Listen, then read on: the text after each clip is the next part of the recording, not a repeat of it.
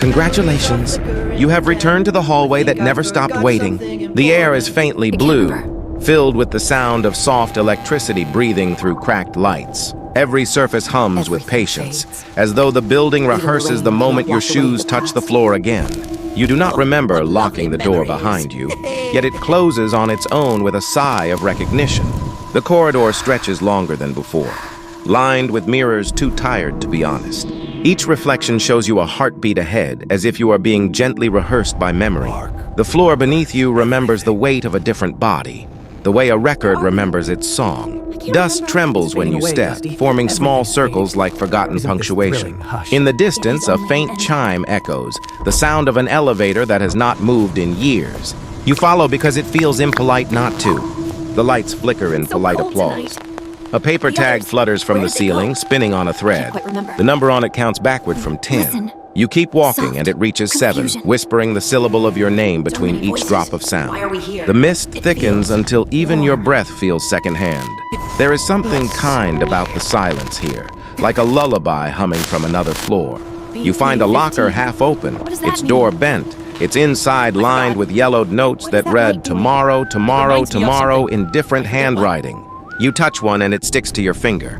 The ink feels warm, as if it was written by heat instead of memory. You pull it free and the air sharpens, waiting for an answer you do not have. Each step forward changes the echo behind you, a subtle rearrangement of how you once existed. The corridor widens, ribs of concrete arching like the inside of a throat. From the far end, a faint glow beats in rhythm with your pulse. It might be a room or another reflection pretending to be open space. You move toward it slowly. Your shadow travels faster, eager, elastic, uncertain which of you arrived first. The hum of unseen cables grows tender. You remember the way sound felt when you were small, thick, forgiving, almost like water. The lights above tilt to follow. Something drops from a vent. A single silver badge engraved with a number that doesn't belong to any order. You pocket it without reading, though the metal warms instantly, as if grateful. The hallway responds by tightening, its walls breathing closer. Tiles ripple like calm water. In that vibration, you hear a voice humming the melody of your old school bell, too slow to be mechanical, too sad to be human. It hums once, twice, stops. You whisper thank you, not sure whom you address. Ahead, the glow becomes a door of glass, its handle tied with a frayed thread. Behind the glass, darkness curls like smoke in a bottle. You open the door and step inside. The air tastes like rain that forgot to fall. Server racks line the walls, blinking with pale teal light. The hum here is deeper, steadier, like a heartbeat that doesn't belong to anyone in particular. You trace a wire with your fingers until you find its end, plugged into a small cassette recorder still spinning. The tape inside reads, "Do you remember joining?" You press play. A sound answers that feels like breathing between metal and prayer. The voice is yours, but much younger, promising not to leave the lights on. You press stop before the next word finishes, but the machine keeps whispering your name anyway. You unplug it and the entire room exhales. Dust swirls upward in thin spirals like pale fungi reaching for attention. The hum outside resumes, softer now, almost approving. You step back into the corridor. The mirrors have turned to water.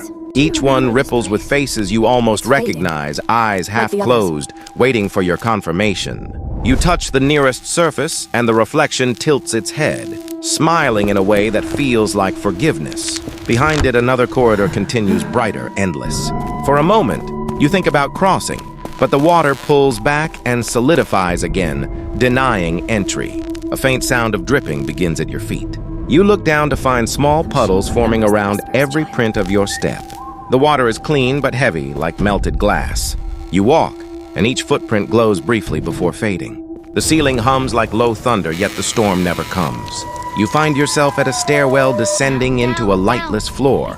A sign beside it flickers, control room. You hesitate, then follow.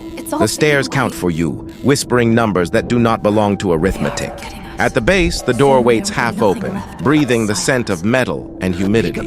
Inside, hundreds of monitors flicker with images from corridors that do not exist. In one of them, you watch yourself pause exactly where you are standing. In another, you are older, facing a door you cannot remember opening. The images loop and loop, each slightly slower than the last. A soft alarm light spins above, painting everything in red halos. You step closer to the screens until your reflection joins the sequence. The hum deepens until it becomes almost musical. You close your eyes. When you open them again, the screens are dark, and you hear the sound of rain above. You climb back toward it, each step lighter, each echo softer, as if the building grows tired of remembering. The final door opens to the rooftop where mist trembles in thin veils. The city below is silent, wrapped in a static glow. Every drop of rain falls in slow motion, large enough to see your reflection inside. You raise your hand, catching one drop, watching it shimmer with a faint blue pulse. It beats twice, then stills. You whisper the word "stay," and the wind obeys.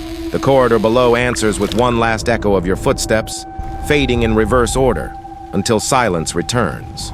You look across the rooftops and realize the lights of the city form the same number that once hung from the ceiling. The badge in your pocket grows lighter until it dissolves into warmth.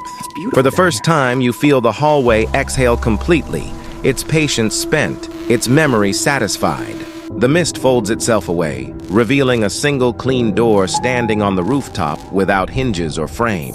Beyond it, only darkness, but not the kind that hides.